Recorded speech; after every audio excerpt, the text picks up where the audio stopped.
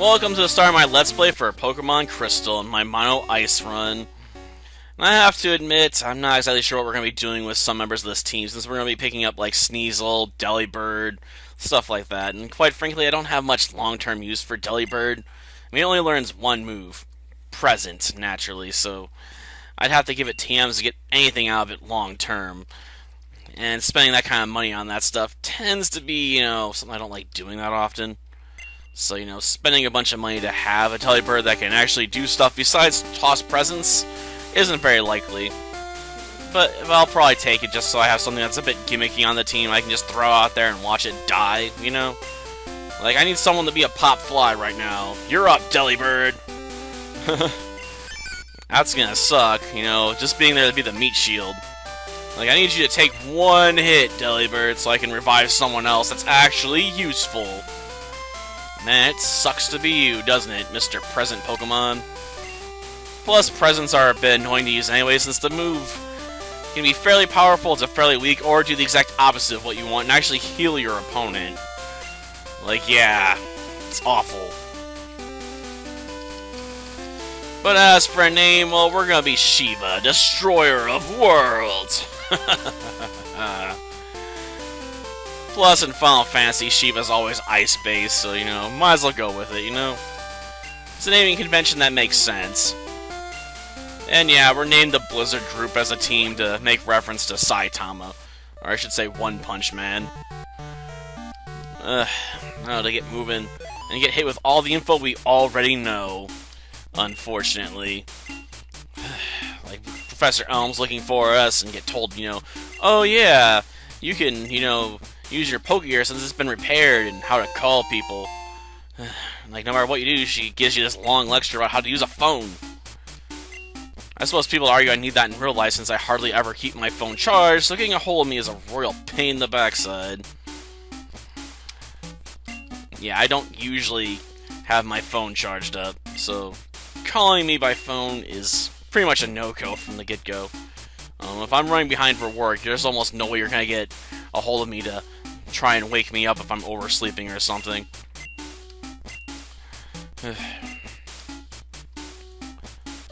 Well, at least it's shorter if you say you don't know how to use it, I suppose. Well, talk with Professor Elm and find out we need to go, visit Mr. Pokemon to get Togepi's egg. Come on, speed it up. Jeez. Reminds me of listening to customers at work that don't know what they want, and they're like, I wanna, yeah. They go at length sometimes. Sometimes they start repeating themselves too, like, I wanna. Like, come on, what do you want? Spit out! Be quick about it. It's fast food here, okay? I ain't got the patience to let you sit there for 30 seconds doing nothing. And that's why I don't work customer service and spend my time in the grill.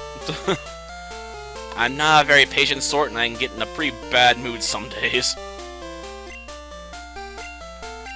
And I'm definitely not the best at smiling while I do stuff either, as we've noticed when I Let's Play. Well, let's see. I think we'll take Chikorita. I mean, that way my rival takes Cyndaquil. No matter what I give him, he's not going to have a real tactical advantage, really.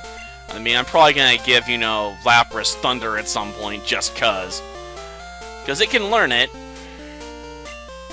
Combine that with Rain Dance, I can just, drop major lightning bolts on my opponent. And just beat the ever-loving snot out of him. No, let's not name Chikorita. It's kind of pointless. I mean, let's face it, I'm just going to call it Cutter. I get tired of naming Pokemon that all the time. And I don't have any better names for it since I'm not going to use it. I'm not going to put time and effort into coming up with a name for something I'm not going to use. Not even sure what I'm going to name, my various, Pokemon for this team anyway, because I'll try to come up with something. Somehow, some way. I might name Sneasel after a character from Redwall again, and I'll probably be able to find a different character than the one I'm running in the Dark Run Gold, so I'm not too worried about that.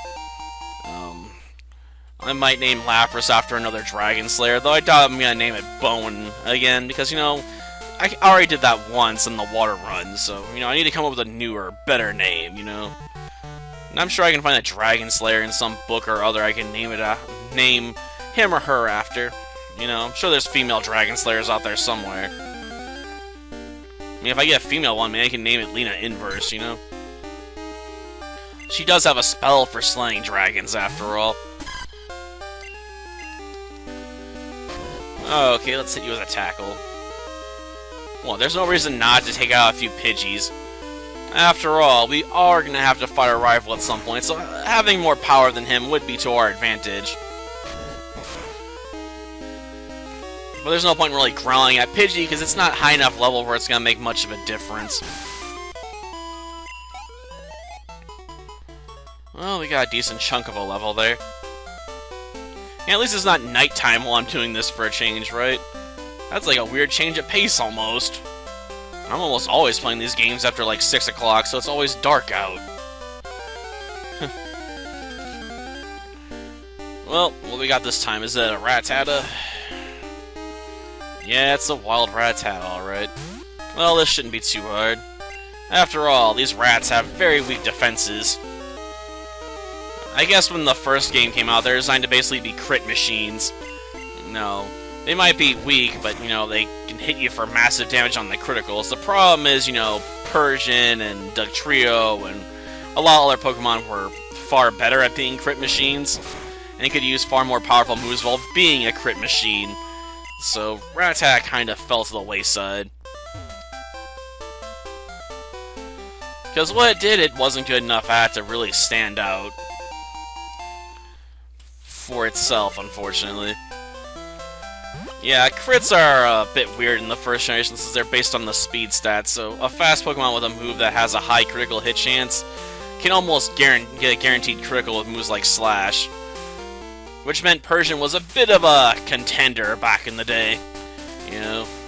Because that chance to crit was basically almost 100%. I mean, it could basically miss a critical like 1 out of every 256 attacks. So yeah, you're almost guaranteed to see that critical hit happen. And since criticals bypass defensive buffs and stuff, it was really annoying for people. But you also would have to set up Persian for make that stuff work, so usually wasn't too big of a deal. Though some days I do feel a bit sorry for Farfetch'd. That Pokemon that exists just cuz, it seems like. Because it's terrible. But back in the day, I think it's like your only Pokemon that can learn Baton Pass. Like, now you have, like, Ladian, and since they introduced breeding in this generation, you can breed Baton Pass onto a few Pokemon and try and pass around stat buffs. So you got some actual utility out of your Baton Passer. Though some of the Pokemon that use Baton Pass don't have that many buffs they can pass around that I'd actually want to pass around. Girafarig can learn Agility and Baton Pass it, albeit I've seen the AI use Baton Pass in ways that are completely stupid. Like setting out Pokemon, then Baton Passing it without actually setting up a stat up first, meaning it was a pointless pass because there's nothing to gain from it. Or even worse, I've seen the AI try to Baton Pass while only having 1 Pokemon. A move that requires you to have at least 2 Pokemon, and they'll use it while only having 1. Yeah. The AI is not very bright some days, you know? You're like, man, AI, like, why did you even think that was a good idea? They're like, I don't know, I just did, okay?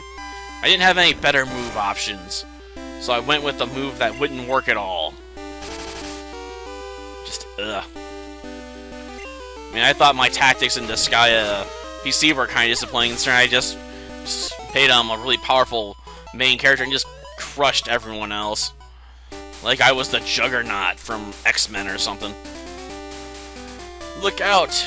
It's a Juggernaut! I've been trying not to do that while in Edna mode and set myself up to basically run a party of like maybe 4 or 5. I think it's gonna be the ultimate goal. So, you know, at least there's a bit more variety in what I'm doing, hopefully.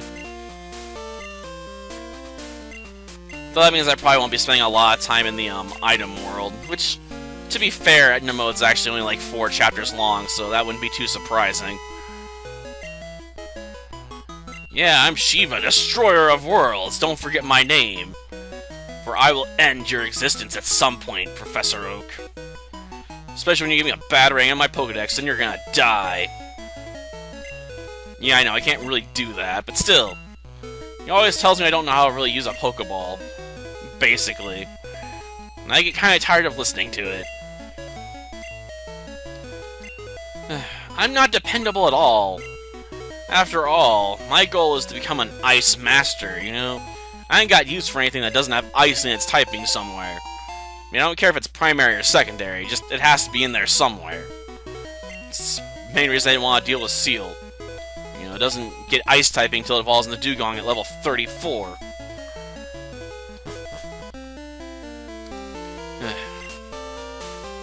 Though I admit, we are going to be seeing a Dugong at some point in this game. After all, one of the gym leaders runs one.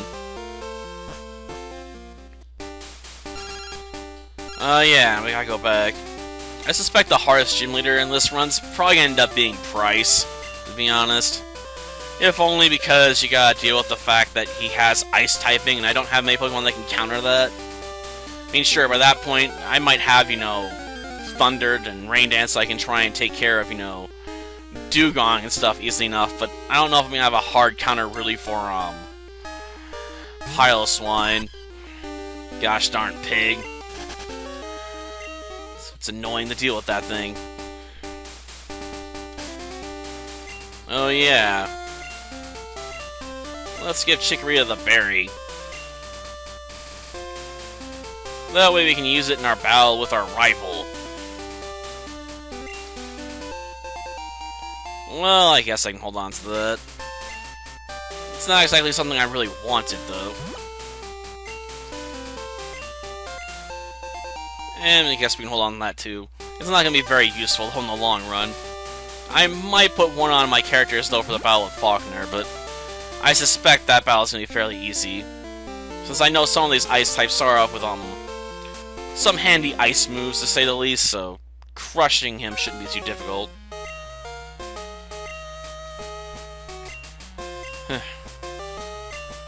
Well, I too have a good Pokemon.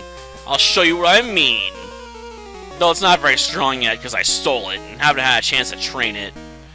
It does make me wonder why the Pokemon that Professor Elm have just happen to listen to any trainer that takes them.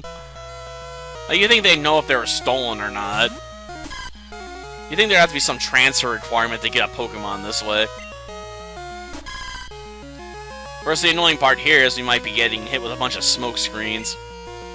Oh wait, never mind. You have to put a few levels on Cyndaquil before it learns that, so that's not really a fear at all. Forgot about that.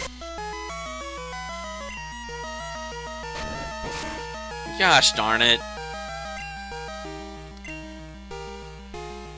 Who had missed? That was one unlucky Cyndaquil, man. That's gonna hurt. Somewhat. I forgot, Cyndaquil is pretty weak. Like, it needs those Leers to actually do jack squat. Poor Cyndaquil. It's so hapless and useless so early on in the game. It wants to move on to do great things, it just can't.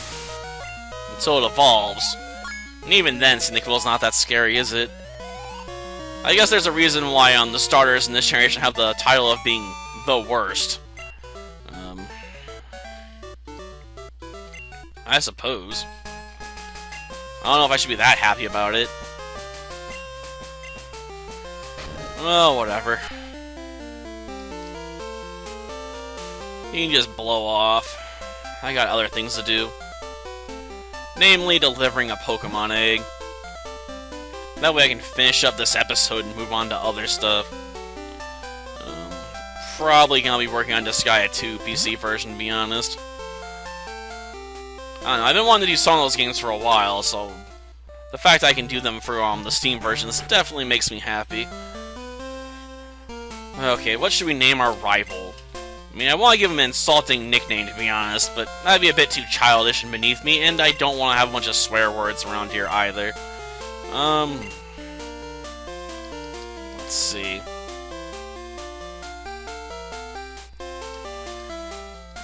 Yep. we'll just shove in a movie reference then.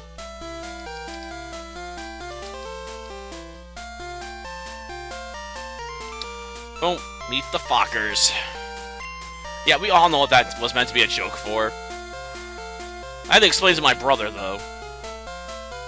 My youngest, brother. Go figure. Moving on. This is a Pokémon egg. The greatest discovery of all mankind, you know? Yeah, I'll become a champion, alright. Honestly, defeating Lance isn't gonna be hard with this run. Or defeating any of the other Elite Four members for the most part. I might have to give Sneasel a fighting move, though. Just have an anti-Umbreon technique on hand. And to give it something a bit chancy to run with. I'm not usually too fond of giving stuff like that out, but I think Sneasel can learn Dynamic Punch. Sadly, it doesn't learn a move to lock on the target, but I guess that's what X accuracy is for, right?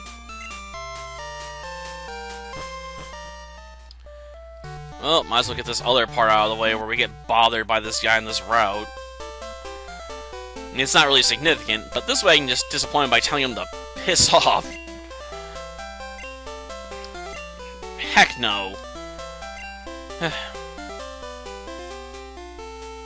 already know what I'm doing. Well, next time, you know, we'll make our way to Faulkner and probably take him on. I have to admit, like I said, I'm not expecting any real difficulty there, so it might be a bit longer episode than normal for the second part. Until next time, then. See ya.